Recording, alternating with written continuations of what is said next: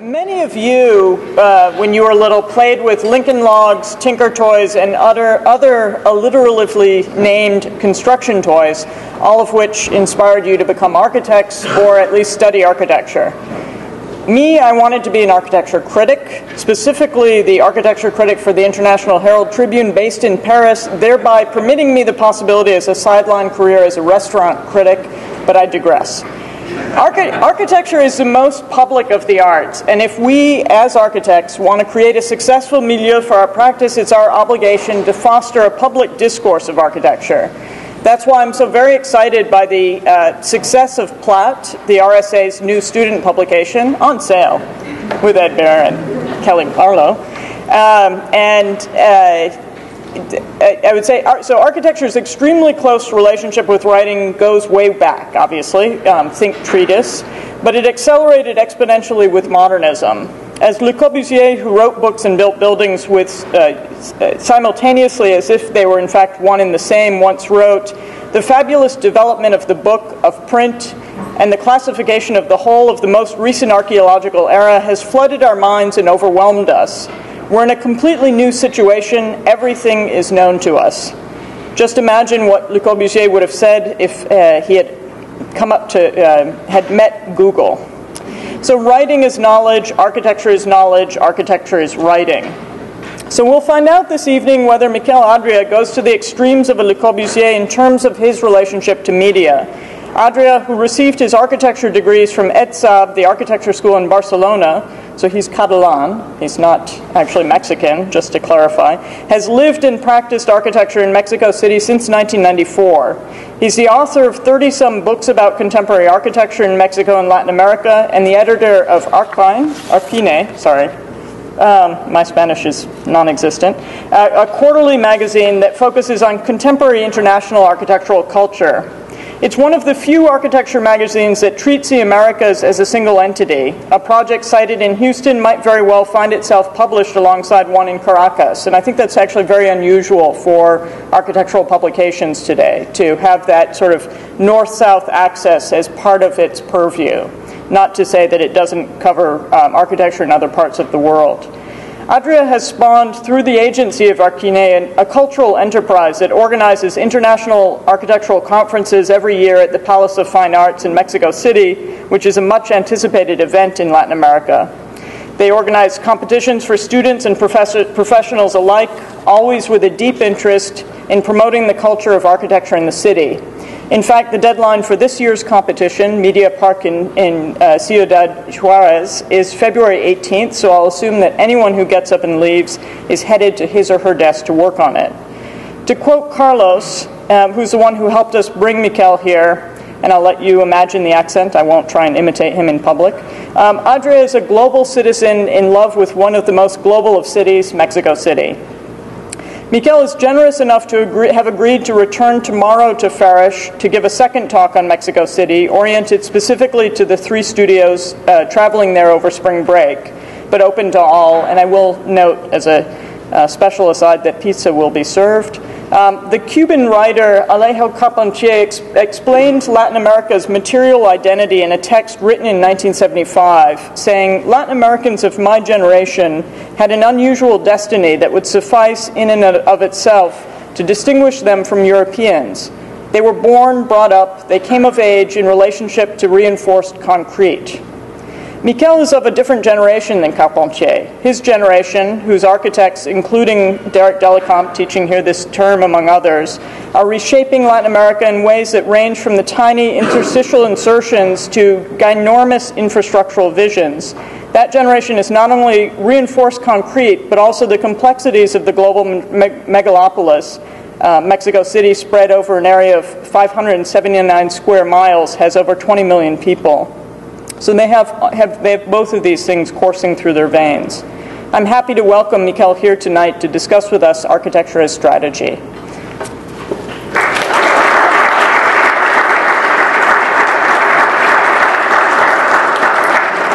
So thank you very much. I think it was a great presentation, and it will be difficult for me to. Okay, I have to.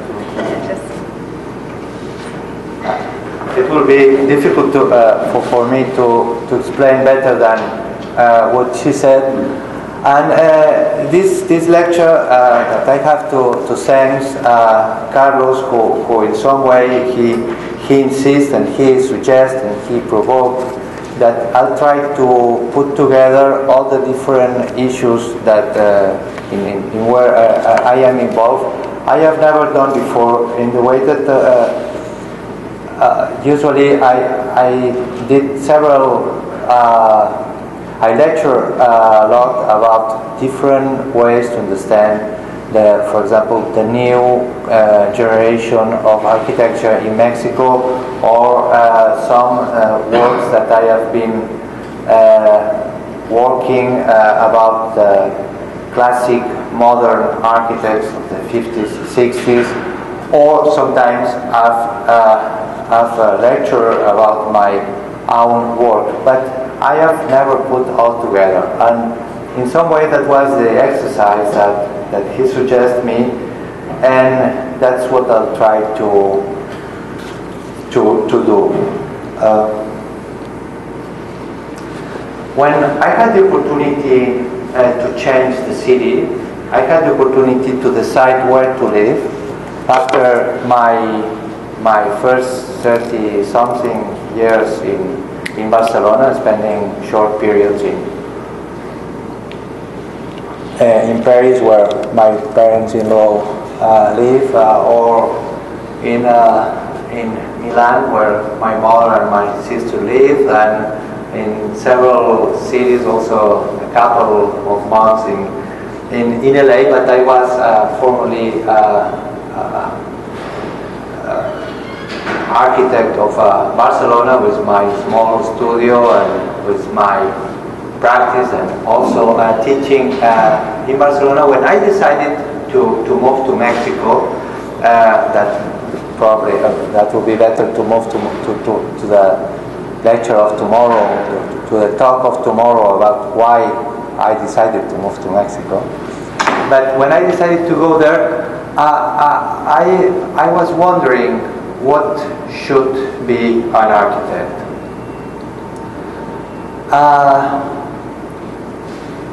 I was wondering if the idea of the architect as an artist still had sense, or could be a businessman, or could be just a professional that gives services.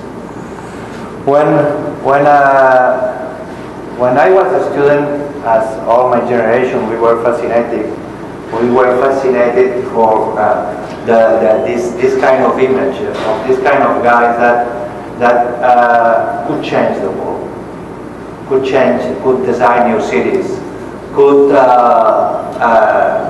have a call phone from the president, and use this kind of round-shaped glasses, and could do these nice churches. I spent all my vacations with alone or with some friends, going to all these, like a pilgrim, going to visit all those buildings. Sometimes I presume that probably I have been in almost all of his works.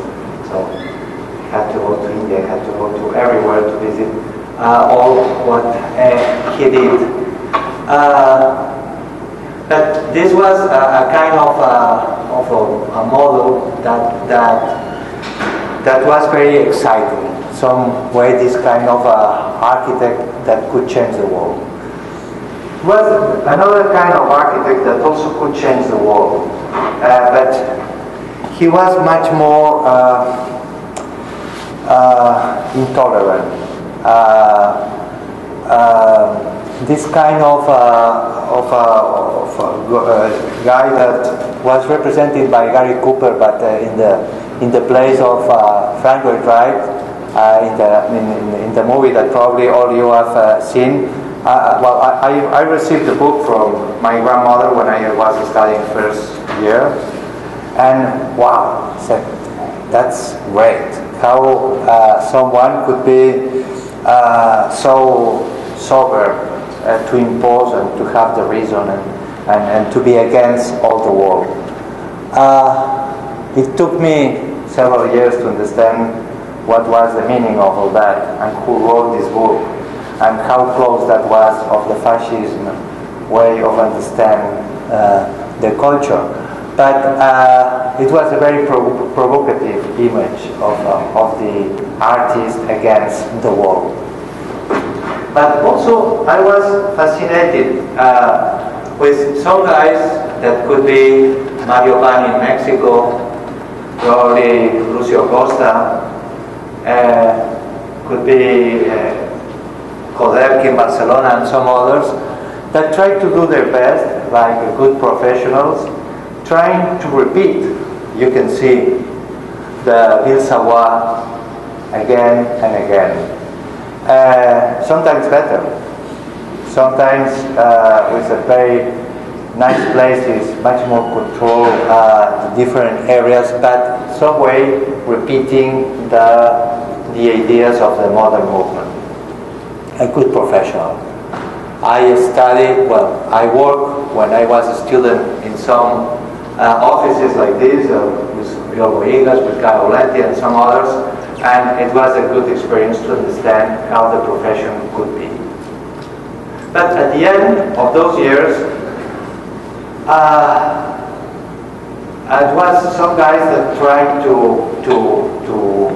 let us understand that architecture could be something absolutely close to our discipline. People like Daniel Libeskind, Peter Eisenman, that were very important at the end of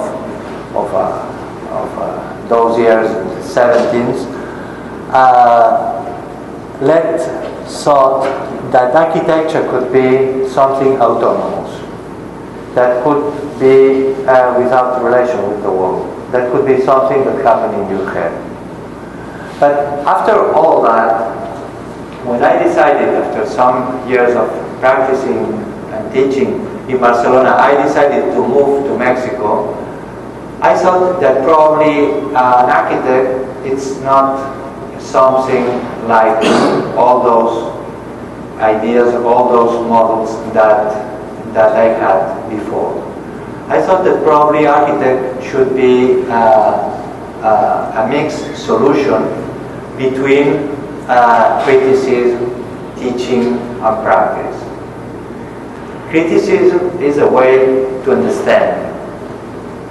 For me, criticism is not a question of give solutions or transmit ideas. It's a question to understand what's going on, what's important for us.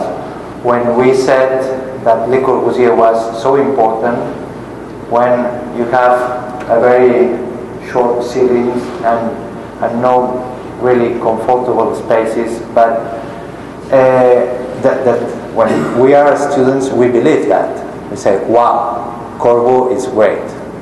You have to understand why. And to understand that, it's not enough to believe what someone said. You have to try to learn, try to digest all this process. For me, that's criticism. It's a way to understand. That made me work in different issues, as you will see. Teaching, as you will see later too. Well, let's go to criticism. But as a short resume, I would like to say that for me, criticism is a way to understand, to think about how some other architects have thought before, and how they decided to analyze or to propose or to project some ideas. Teaching, for me, is not just transmit what I already know. This idea of the academic knowledge that I respect, of the transmission of the knowledge, it is not very useful for me, for my understanding of how teaching should be. For me, teaching, it's a kind of a lab situation that let me put some problems on the table, suggest the rhythm, the direction, and to try to get different solutions. For me, teaching is more a way to find solutions than to give solutions. And practice is the place that I'll try to put all together. Not in a dogmatic way, in the way, well, we have understood that, we have to try to be modern, or we have to try to be Mexican, or we have to try to be 21st century architect, but where all this experience, some way, try to be related with the society.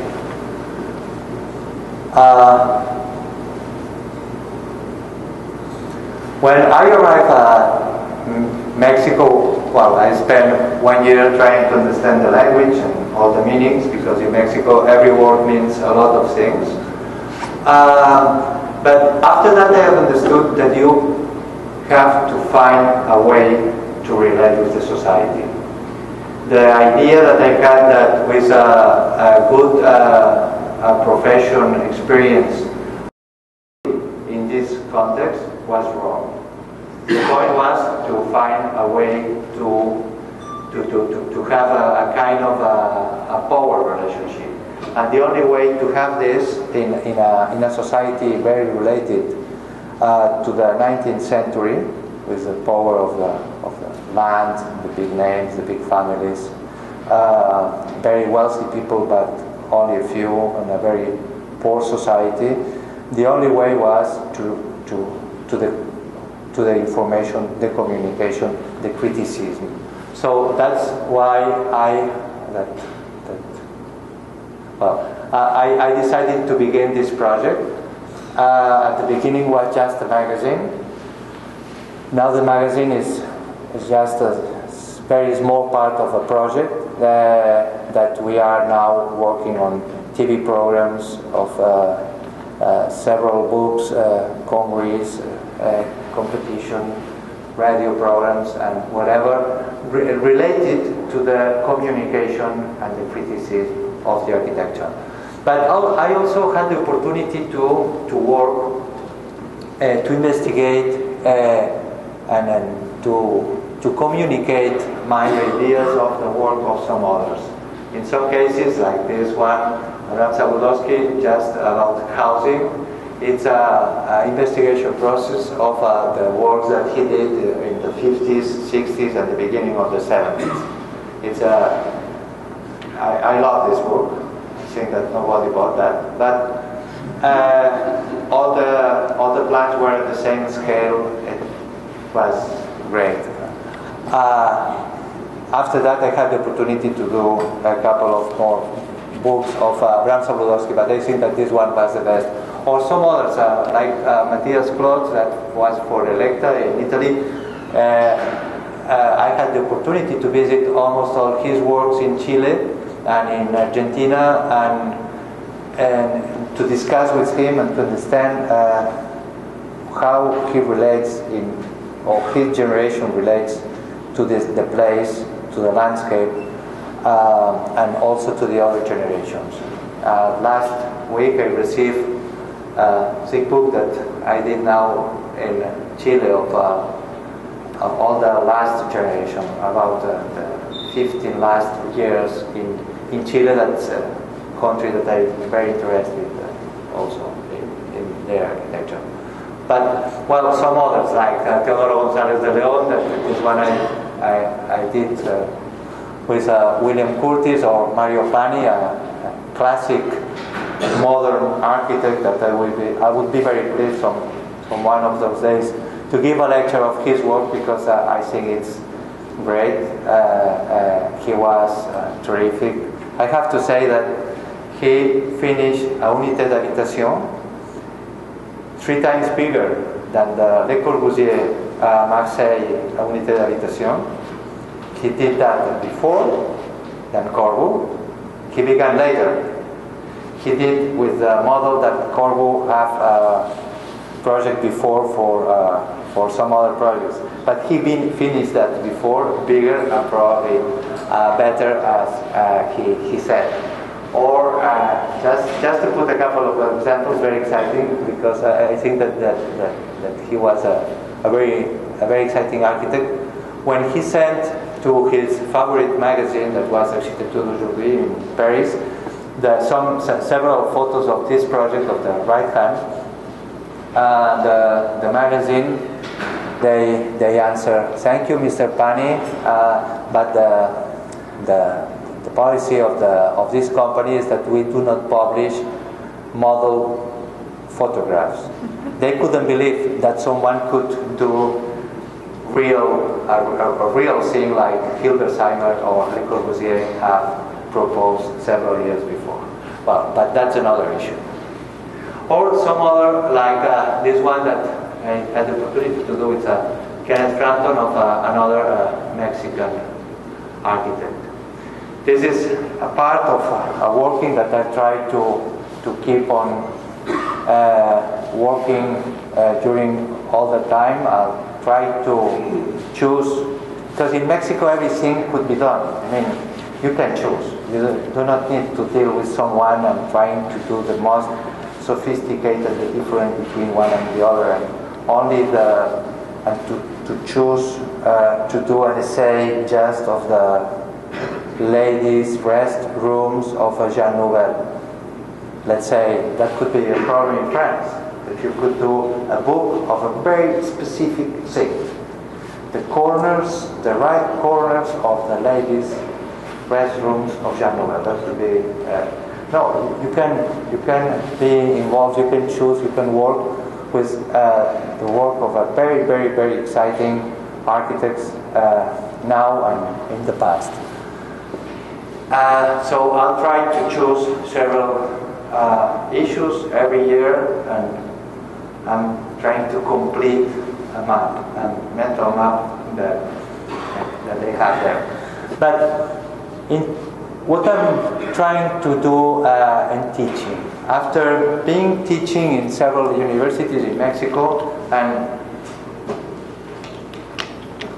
lecturing in some others, and also teaching last 2 years in Barcelona again, I have understood that in Mexico, that is the country with more schools of architecture in the world. I repeat, the country with in Mexico we have 180 schools of architecture. In Italy they have more students. That means that there are not good universities. It's a question of it's a sprawl of the knowledge, so it doesn't work. I think that the country where they did the best, it's probably in Switzerland, that they had 4 schools of architecture and they decided to have only 3. And now the 3 are really great. But in Mexico, that we have too much, I had the idea that it was not useful. It has no sense to be in this process, because in no one of them we could have the intensity, the necessary concentration of knowledge that should be in a university. So last 2 years I began to work in this project that is a master program. It's a graduate program that is done in Mexico. Let's see.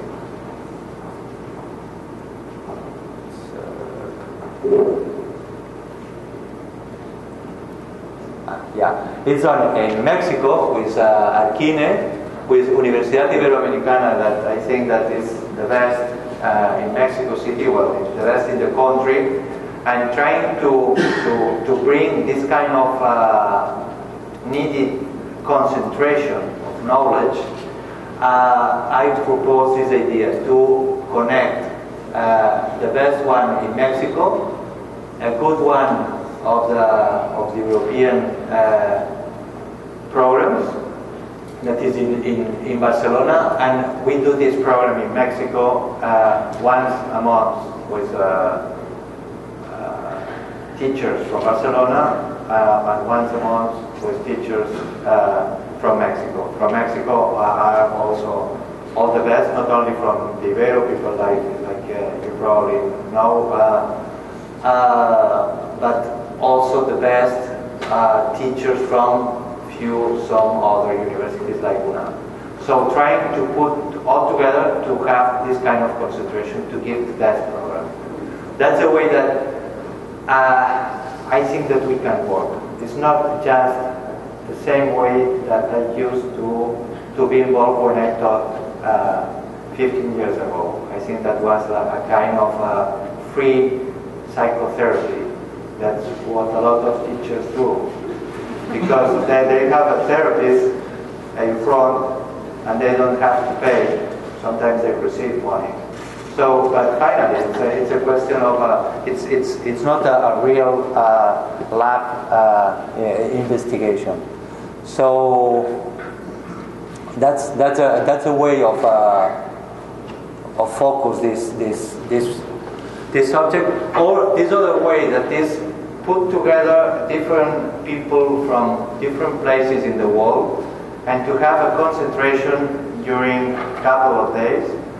Every year we do that in different ways, twice a year, in a big format in Mexico City. That's 1,500 people there, with 15 lectures, trying to discuss about a specific subject.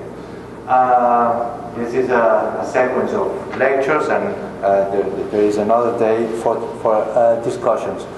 This is one way to put together, to provoke, to generate discussions, to excite neurons. I mean, it's a way to try to put the conditions to generate new ideas. It's not a way to give solutions.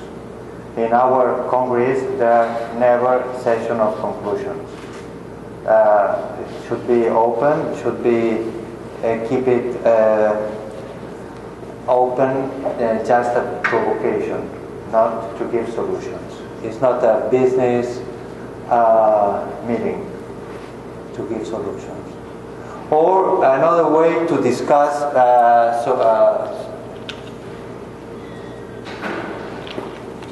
on a specific issues. That's a competition. But what that means, a competition? This is not a business.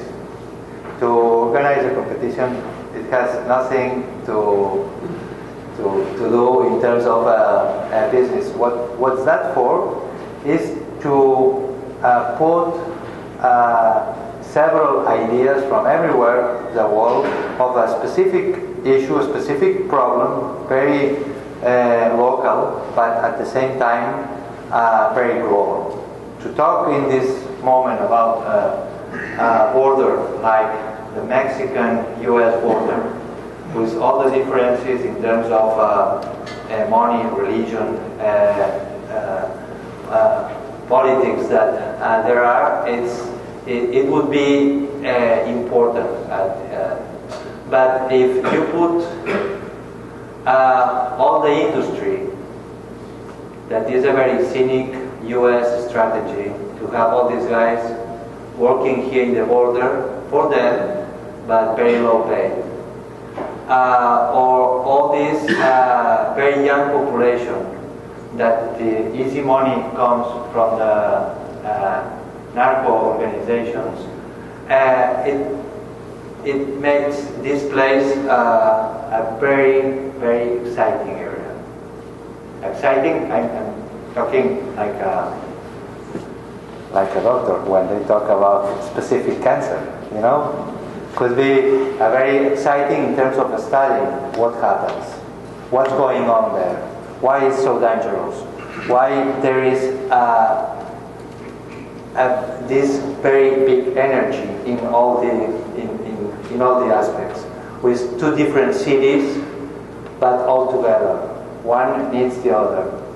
So that was enough to think that probably this project that in Colombia I've already done with Parques Biblioteca. It's a specific social area to put all the young people to study, to try to be prepared to work in not only as a very cheap workers there, but that could be prepared in new technologies and to be in a safe area in a very specific context that relates to the mid-60s in a very exciting area. This is a way also again to discuss, to provoke, and for me it's a way to understand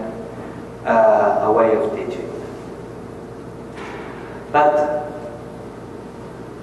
what happens with the practice? Practice is something that should be related with all those other issues. What I'll show now, there are several projects, some of them done, some of them not, that try to deal with the context, try to deal with budgets, try to deal with clients, try to deal also with competitions. That was one that I had the opportunity to do. It was should be a team, French, Mexican team. So this one I did that with Dominique Perrault. It was a competition for a building for France, and we decided to put all the building over an existing building of the beginning of the 20th century that was protected in Mexico. It is not a great building, but that's French style of the Porfirio Diaz style.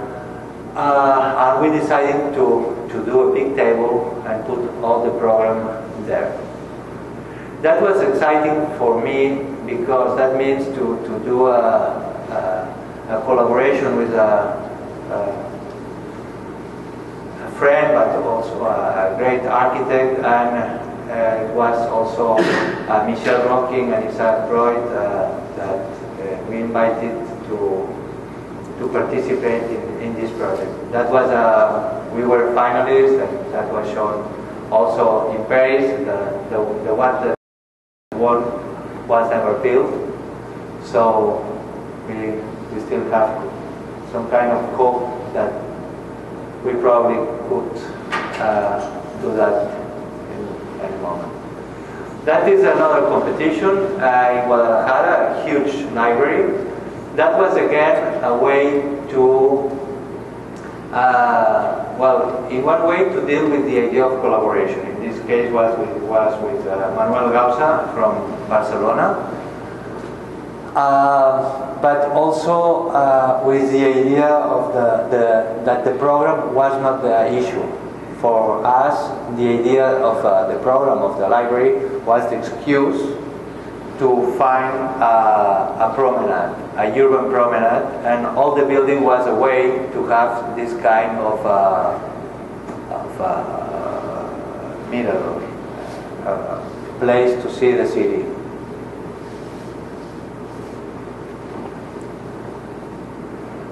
Or after that, I was very excited with the idea of the libraries, and I decided to be involved in all the competitions of libraries. Once you understand the program, and I have understood that could be an exciting program where you can deal with, I decided to be involved in several competitions. I did a couple of hospitals, but I have understood that in hospitals you do not have so much place where to move. So I never entered to a competition of hospitals. They were commissions. But in libraries I thought that could be Great. So I did this competition in Sitges, that's 50 kilometers south of Barcelona, just in front of a new park and a rail station there. And I did a case as a part of a green case as a part of the park in front. One of the jury that was a close friend after the competition, she told me that was she told me that was the discussion was between that one and the one that finally won. So I thought that probably would be a good project. So I decided to put the same project to another competition that fits almost the same. There, the jury was not the right one, so we did not win. Anyway, but I had the opportunity to build something similar. That was a video library. It was not an open building. It was a strategic building to send images to all the small schools in Mexico that sometimes you do not have good roads to go there, but with a very simple satellite system you can send images, and this was the head, the brain to send all these images, and was a building that we built just a half because the president need to finish to say that's done, but finally the half of the building was not done. So it was a kind of a facade that relates this story. So the building was never done because in Mexico there is a Aztec tradition that I told several times to Carlos, that I think that this is still alive, that is the idea of the sacrifice. And when after one president the other doesn't want to finish what the president that was before began. So one has to finish to do a great opening, and that's it. So the building was stopped that way, and it works, but not as was designed with all the floors that should be there. And at the same time, I had the opportunity to do some houses and some apartment buildings. One of them was this house, that all the concept of the house was to find a way just to see the garden of the client, because on the other side was a very ugly house with a very noisy dog, and all the idea was to perform the space in order to have the experience of your own place, and that's why we designed all the living area where you only could see your own place, or this area that is a federal area because there is an electric lines, so it was protected. So all this strategy was to focus in terms of light and the view. And well, I have no final images of this. It's a remodelation of the first hotel that exists in all Americas. That began as an hotel in the 16th century. That was not a palace. That was not that never belonged to a church. But it was a kind of hospederia. It was where the pilgrims arrived there. That we see it from the 18th century, and I did all the strategy to have light inside in a very Baroque and pre-Hispanic way, to have the light inside the the rooms, and well, to have a nice roof garden on the top. But at the same time, I had the opportunity to do several buildings, introducing in some way this kind of very popular materials, very cheap materials that you can find everywhere in Mexico in form of chairs, or furniture, or whatever, that could give not only a color by itself, but it gives a new mask that protects or give some kind of privacy, some kind of deepness of the facade of these balconies. Or inside, this idea that could be another issue, but that was important to have all the common areas in a very monumental hall that relates to the idea of the Mexican culture in terms of emptiness of the architecture and the importance of the natural light.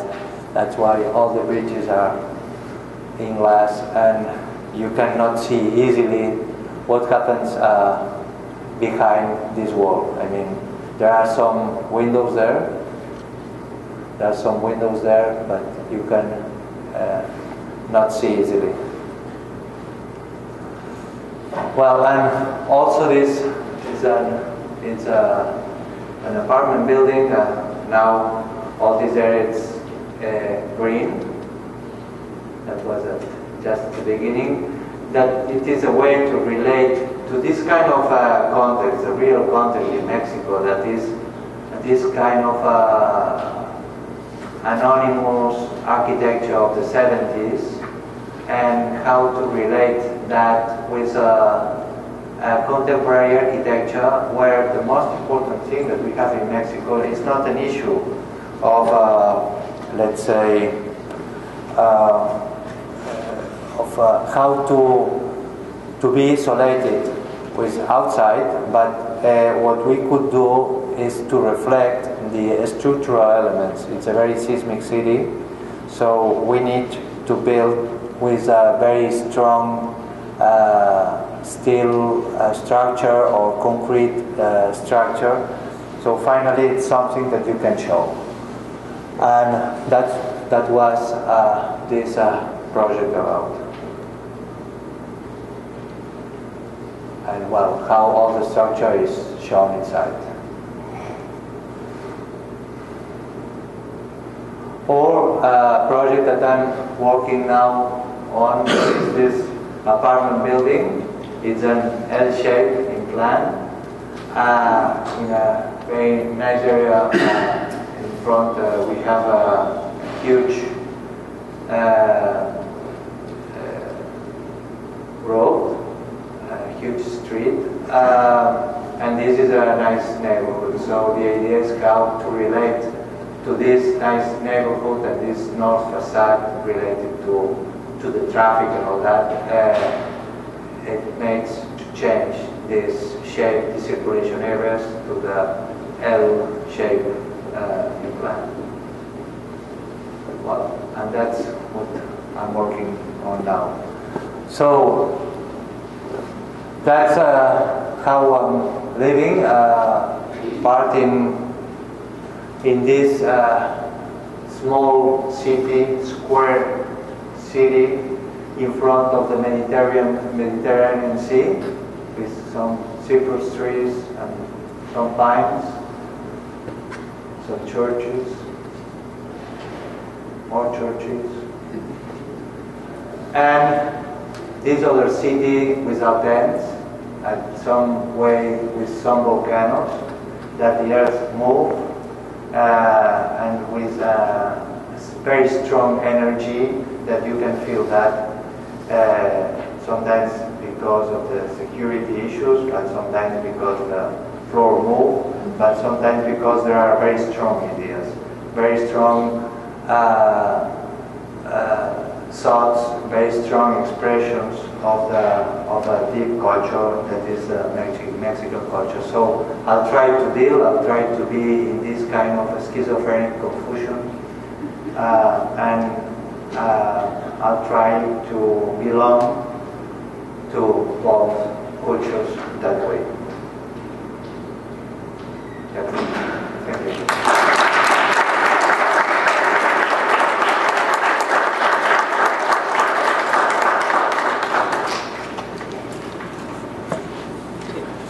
Questions?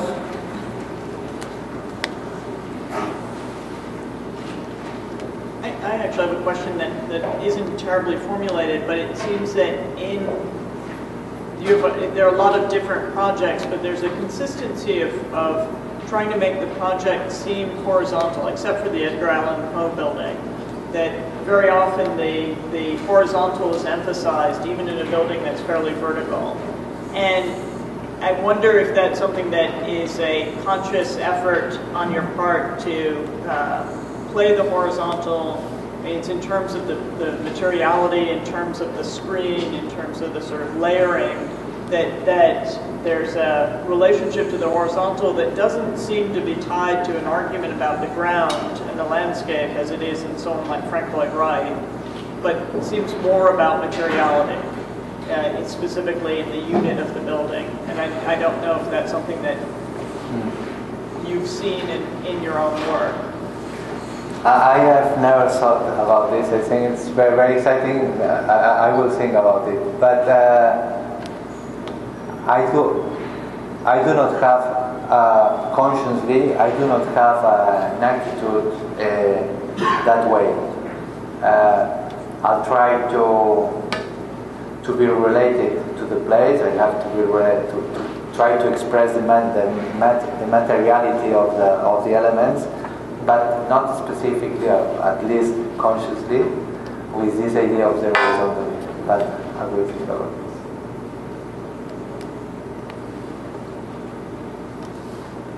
More questions? Yes, this is kind of broad, but I'm kind of interested in the poster you showed of Flores and sort of detail of the border and the different sort of problem. And I guess just because the studios are going to Mexico City, it made me wonder if you would sort of quantify a difference or what do you think American architects' role should be there? Or is there a difference in like all the schools of architecture in Mexico? How do you think the difference is, or how should schools from America or American architecture students respond differently than all the architecture students who are currently in Mexico? I'm wondering about how that border relationship plays out with political problems in terms of architectural engagement. Pretty broad. I think it's a very interesting question, but I don't know if I can answer very precisely. I think that there have been very good experiences of different studios from the United States in Mexico, from several schools. Some of them in Oaxaca, some of them in Mexico City, and I had the possibility to be in their studios and to be in the discussions, and I think that they could deal very well there as the students from everywhere. I think that you, not because you are from the United States, but because you speak in English, you need to put the subject in all the sentences. No, I'm saying that seriously. I mean, and that made the architecture much more precise. And we in Mexico, in Spanish, you can suppose that the subject it's suggested, but it's not always so precise. So when you move that to architecture, I think that you can do a very good work because you put a lot of questions. You try to analyze very well. And for you, sometimes it's difficult to understand this kind of double meanings, this kind of subjectivity, something that could be okay but could be bad, something that could be a crime but could be very, very nice. So these kind of things that, and the experience of different groups of architects and students have been great. With a very good proposals. We published in Arquina several years, and during several years the projects of different universities. And when we did another competition there, several years ago, some different students from Yale won prizes there, because they were very excited with this idea of the border. Some way belongs to different countries. So they thought a lot about it.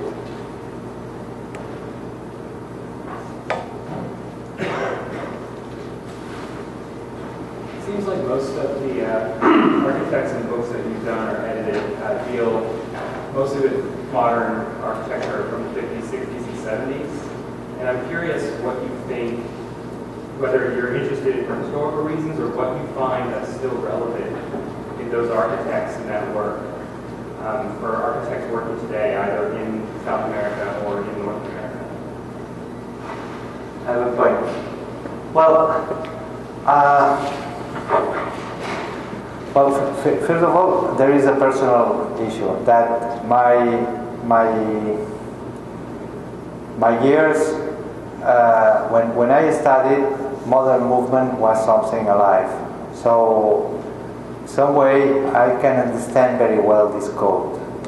So that's why I can be involved and try to analyze questions of typology, questions of relationship with the city, questions of all the proposals of the modern movement. It's not now but you can relate it that, and you can see how these proposals match with all those guys in Mexico, that we could do that in other countries in Latin America where modern movement was very, very alive. I'm personally excited with that, but I think that some way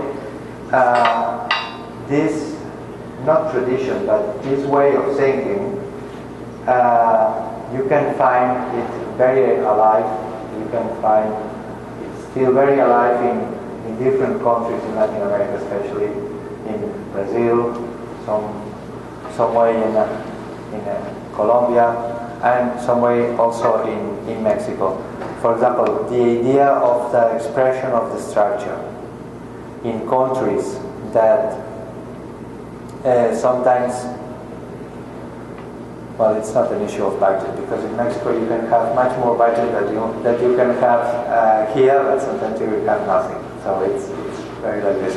But structure, for example, is a very important issue because it's needed, because the earthquakes are very strong.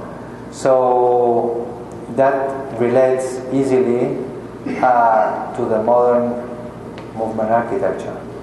It doesn't work with the sonographic or intellectualized gesture that comes in the 80s or 90s in different places. It only could happen when an architect had to solve a problem, not in terms of architecture, but in terms of urban scenography sometimes.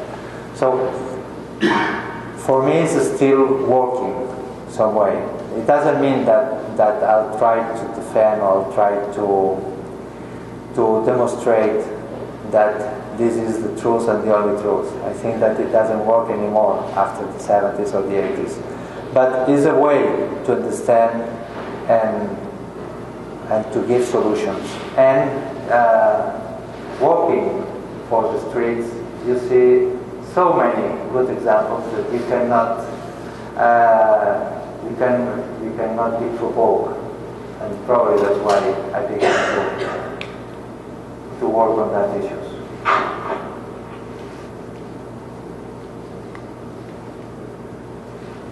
You mentioned doing competitions about libraries. You began to understand the program of the library and you work from there. I'm a little confused because it seems to me that in the last 10 years especially, the program of the library has been something that's been in a state of flux. And I'm not sure if it's, to me I'm confused. I'm just wondering if you could talk about how you imagine the program of building, sort of settling down and creating a mechanism. Because I don't know, I'm looking to see how exactly this one the program talked about how the Guadalajara Library was not just about a container, but you were also shaping views and shaping the role of the That's true. The concept of a library have changed a lot, and I think that will change much more. But the program of those libraries, the same if it's a big library or there were several small libraries projects that I showed later. The program was not. I mean, the discussion was not in how should be or how could be in the future a library. The program was not. So what I worked with was with the knowledge of the program, not trying to solve, just to solve a program. That was not the issue. But trying to find something else to work with. In one case was the idea of the ramp, the outside ramp, and because the discussion of the program itself never worried us too much. But the idea was to find an excuse to give something else. So what I mentioned about the program was not a conclusion of how libraries would be or should be or they are or something like this, but a way of avoiding or solving part of the problem to be involved in another part that was much more exciting for us. In one case the ramp, in the other way, a way to see the city from the top. In another one to make a part of the park. So trying to introduce another subject. At one point you talked about using like almost the same building in a different project. Does that mean you sort of feel that a good building is a good building sort of no matter where it's situated? Can you talk a little more about sort of how context plays into the buildings that you design? Yeah, that was a joke. I mean, I think that the place is very important and the contextual relation too. But in this case, it was a competition for a place that we really know. I did that with Tomás Morató, who is an architect from Barcelona, a good friend. And we thought that was a good solution. And also the part of the jury told us that was a good project. So he said, almost, we were there. So when a guy of our office found a similar project in another place that we have never been, and we had no plans to go there, it's at the other side of Spain, very close to Portugal, we said, well, let's try to put that in the same place. So it was a kind of experiment. I mean, it is not an attitude that I'm not saying that context is not important.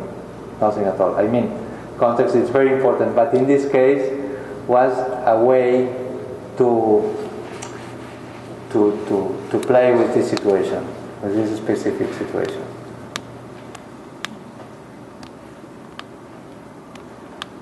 Great. Okay. Thank you. Thank you.